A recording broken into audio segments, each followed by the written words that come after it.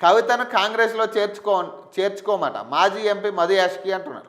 ఈ లిక్కర్ స్కామ్లో ఉన్న కల్వకుంట్ల కవితను కాంగ్రెస్లో చేర్చుకునే దుస్థితి లేదని TPCC campaigning committee chairman Madhu Yaskhi Goud స్పష్టం చేశారట. బుధవారం ఆయన గాంధీ భవన్లో మీడియాతో చిట్చాట్గా మాట్లాడుతూ తెలంగాణ ప్రజల ప్రాణత్యాగాలు చేసుకుంటే కేసీఆర్, హరీష్ రావు, కవిత అమెరికాలో 2010లోనే కంపెనీలు పెట్టారు.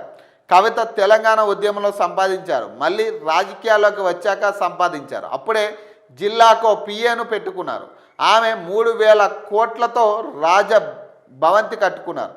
నైనీలో టెండర్లలో కాంట్రాక్ట్ అలొకేషన్ కాలేదు, బొగ్గు తీయలేదు, స్కామ్ ఎట్లా జరుగుతుందని ఆమెమో మీరే రండి వస్తే నేనే నా పార్టీలో చాలా కీలక పదవులు ఇస్తాను మీకు అంటున్నామే.